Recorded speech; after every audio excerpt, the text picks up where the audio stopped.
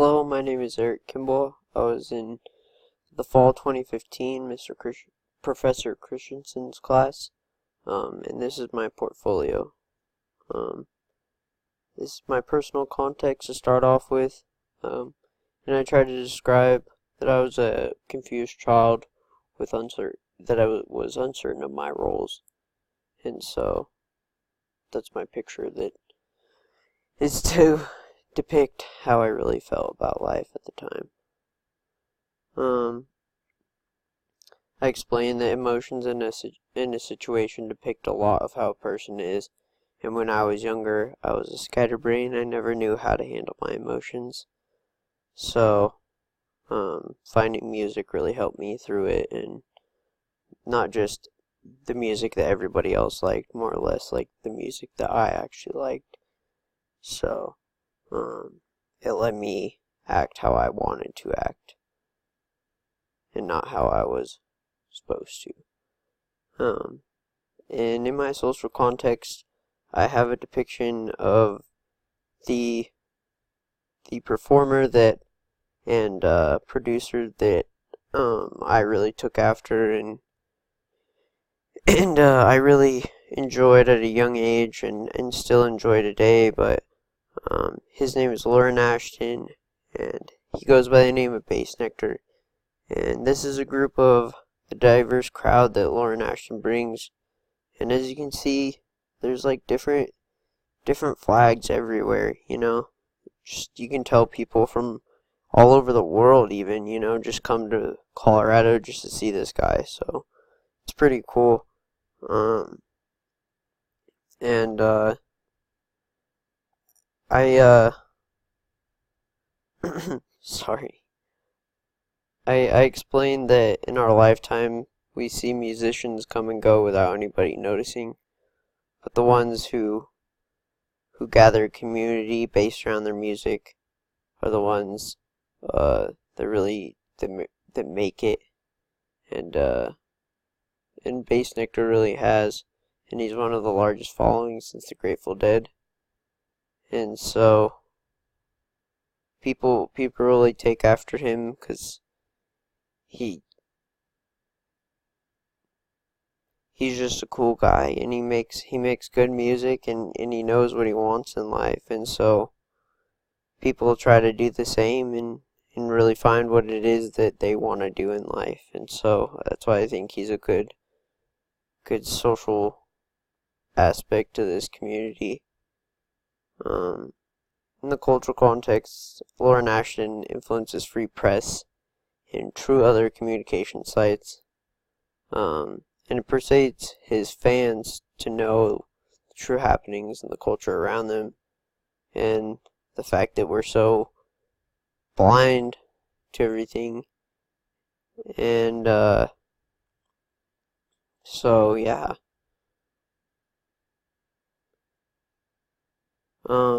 In this picture, I tried to find a picture that really kind of had an influence on music, and it says music is and always has always been a reflection of the society and culture from which it originates. It would be fair to say that while music has a huge social influence and helps shape society in turn shapes and influences the music.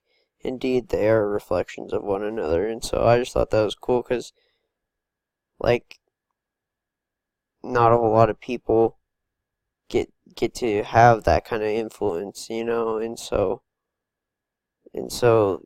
creating different types of music is just it influences other crowds, and it gets people kind of on the same boat, and so it's just a change from one social aspect to another. So I thought it was cool.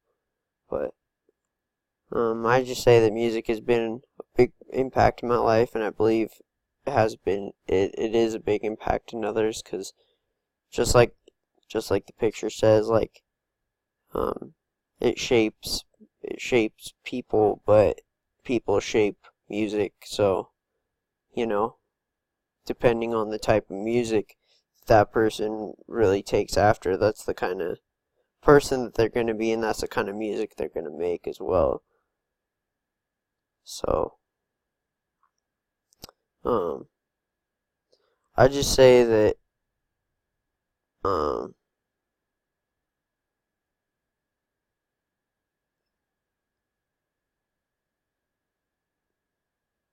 that music is a lot about materialism nowadays, and that class is power, and the more class you have, the more power you have, and that people would honestly do anything just to be around a certain famous person. And I just feel like we don't, we try too hard, to just try to impress somebody that's just like us, and try and take after them, and when in reality they're not really good people. So, growing up as a kid, I thought that my life would lead to going to get a Lamborghini if I was funny, and if I was funny, I got ladies, and if I got the ladies, then I got money. So it just was all a big circle. So that's how I thought, and I say that the types of rappers I was listening to as a young kid really influenced the type of person that I kind of turned out to be when I was younger. And so I realized at a young age that I didn't want to be like that. So, technology is taking over the world. It's plain and simple. We can't survive without technology in our hands at all times, honestly. So, it's just becoming a problem. This is my Cinquain poem. It says, "Don't you think it's sad that every day most of us wake up sad, voids in our lives that will never be filled, bloodshed and warfare, but for nothing to kill. Not the physical bodies or victims we care, but our own minds and the good it shares. Now please help me understand this, why most of us can barely live, but others choose not to give. Don't you think it's sad?" It's written by me, and I kind of got a whole big explanation on what it comes down to, and what it means, that whole poem. So it's just a little, it's meaningful. And here's my reflection essay. I enjoyed the class. I like the deep thinking. So yeah, we're good. Hope I can get an A.